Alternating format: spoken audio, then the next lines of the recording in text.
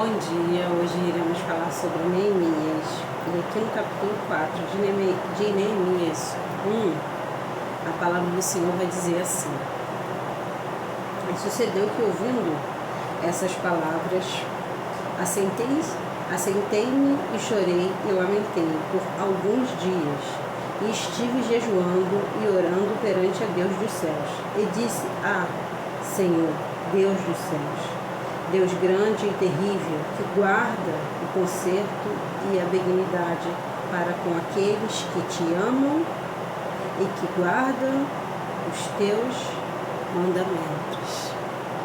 Aqui Neemias, ele se conflita em saber que o povo estava vivendo em uma condição precária, em que o povo estava vivendo em uma cidade na qual os seus pais foram enterrados ali, Davi também, e ele se conflita demais em saber que o povo estava vivendo em escassez, que o povo estava vivendo com as portas queimadas, com os muros rachados, daquela forma. E Neemias, ele era visto, segundo a nossa Bíblia, segundo a verdade da nossa Bíblia, como um homem íntegro perante o Senhor. Ele era um homem que não se corrompeu no seu ministério, ele era um homem a qual era humilde, era um homem a qual tratava do povo com mansidão e com sabedoria. A Bíblia diz que ele tinha muita sabedoria, que ele era uma pessoa justa. E dentre todas essas qualidades, Neemias, ele não se conteve em ser só apenas um homem muito bom, mas ele queria ser a pessoa que ele não só subsistia pelo fato de ser, mas ele também queria fazer, ele queria ser um verbo. A palavra diz que Neemias era uma pessoa ousada, que ele tinha fé e que Deus agiu a respeito dele até para com o rei daquela época. E vendo nos dias atuais, nós conseguimos enxergar a semelhança do que o Evangelho, a pureza do Evangelho traz para nós. Porque Neemias, naquela época, ele sentiu a dor daquele povo e intercedeu a Deus. Ele orou ao Senhor, jejuou a Deus por providência, e o Senhor assim fez providência. O Senhor comoveu toda aquela cidade para a reconstrução daquela cidade, desde as portas, desde as rachaduras, desde da frente do templo, entre outras coisas, o Senhor fez. E a gente, colocando nessa era de hoje, nós conseguimos ver que nós estamos vivendo um evangelho de mortificação, na qual é suficiente você apenas ser cristão. Eu sei que Deus me ama muito, então eu vou para a igreja e isso é o suficiente. Deus está muito feliz porque eu vim adorar e que eu sou positiva, que eu sou grata e entre outros benefícios. Mas comigo eu não levo o evangelho da cruz, comigo eu não levo o evangelho da dor, de sentir a dor do meu irmão. Comigo eu não levo o evangelho na qual eu me coloco. Quando Neemias ele vai falar que com Deus, diante de tanta calamidade, ele se coloca como um dos pecadores, mesmo não sendo. Ele se coloca como um dos que pecaram, que erraram, que adoraram outros deuses, que difamou, que Senhor. E com isso ele usa essa ousadia diante de Deus para ganhar do Senhor favor, mais favor do que merecia. Porque aquele povo, ele não merecia muito favor de Deus, porque era um povo, Deus ele tratava muito do povo,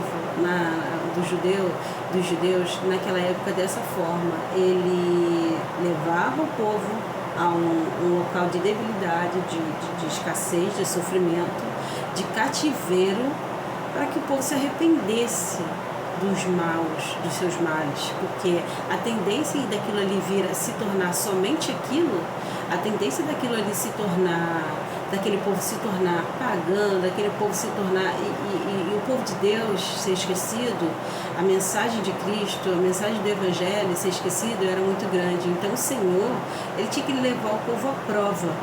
Mas é interessante que muitas das vezes a gente vê que todas as vezes que o Senhor ele usa profetas, ele usa sacerdotes, ele usa o poder dele para com a manifestação na atualidade, no meio deles, o Senhor leva eles a cativo, o Senhor leva eles em um momento de escassez, e quando tira, o Senhor tira com glória, o Senhor abençoa, o Senhor providencia.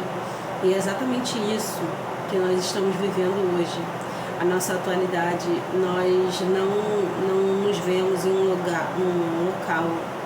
lugar de debilidade, nós não se vemos em um lugar de escassez, nós não se vemos, e quando nos vemos, isso não é suficiente para que nós venhamos nos humilhar diante de Deus e perguntar: Senhor, o que queres fazer?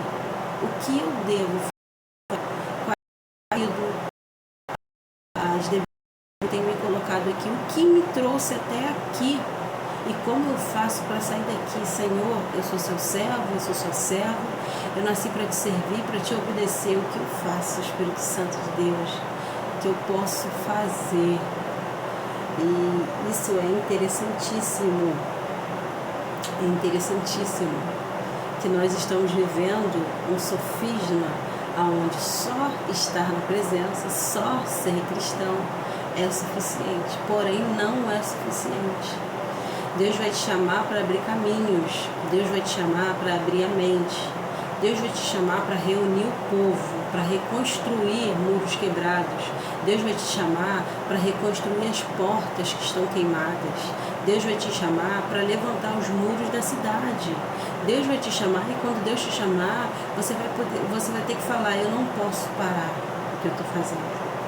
O que eu estou fazendo é da parte do Senhor, e o que eu estou fazendo é um treinamento para algo bem maior. E o que eu estou fazendo é da parte do Senhor. Estou fazendo uma grande obra na qual eu não posso parar, na qual eu não posso me distrair. E aí, quem é você? Quem é você detrás dos muros? Quem é você nessa cidade cheia de calamidade? Quem é você dentro desse espaço destruído? O que você faz para simplesmente se pôr diante de Deus e consertar essas coisas? Neemias, um homem íntegro diante ao Senhor, ele chorou por alguns dias e ele jejuou e orou pelo povo de Deus e se pôs como um deles. Muitas das vezes nós estamos tão ocupados com as coisas que nós queremos, com as coisas que nós desejamos alcançar, mas nós não estamos tão preocupados assim com a salvação. Nós não estamos tão preocupados assim com a salvação do povo. Qual o caminho que nós estamos percorrendo? Quando Neemias chega ali, a primeira coisa que ele faz, ele se humilha diante de Deus. Senhor, independente de qual caminho nós estamos percorrendo, independente do que fizemos até agora, se humilhamos diante de Ti. Ele primeiro se prostrou diante de Deus, mostrou a sua dependência diante de Deus.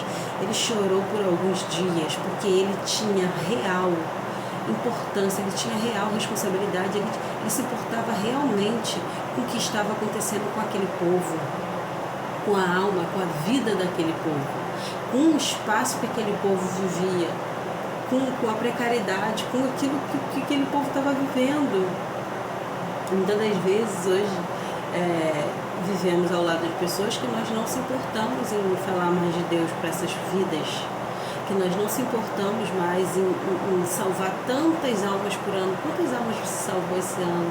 Quantas pessoas você pregou o Evangelho de Cristo?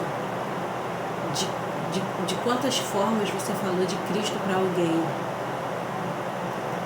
Você acha que é suficiente você ser... Eu sei que a nossa vida é um testemunho. A nossa vida é um testemunho.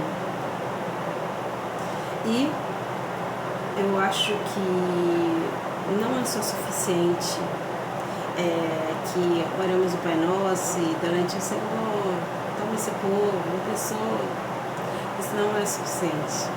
Nós precisamos, de fato, se envolver com o que nós estamos vivendo. Nós precisamos se levantar e se prostrar e perguntar a Deus: e aí, Jesus? O que eu tenho que fazer? O que eu posso fazer? O que eu devo fazer? Quais são as suas vontades sobre nós, a partir de nós, conosco, o que devemos fazer? De como, de que maneira iremos agradar a Ti, Espírito Santo. E parece simples, parece banal, mas não é banal. Não é simples. Não é simples, é simplesmente a vontade de Deus. Neemias era uma pessoa simples, era uma pessoa humilde, era uma pessoa que, com jejum e oração, consertou tudo aquilo ali. Ele não precisou chegar, ele não precisou multiplicar pães e peixe, ele não precisou aumentar o azeite, ele não precisou expulsar demônios, Neemias apenas se prostrou diante de Deus, jejuou e orou e alcançou o favor de Deus. Ele alcançou o favor de Deus. E às vezes é só isso que nós precisamos. Para perguntar: Jesus, como eu salvo a minha casa, como eu salvo a minha família, como eu alcanço de Ti benevolência, Senhor, como, de que forma, se o Senhor me colocou aqui, se o Senhor me trouxe para cá, se o Senhor me levou a isso aqui, Senhor, como eu reconstruo os muros da minha vida, como eu reconstruo os muros da minha família, como eu me volto para os Teus princípios e deveres.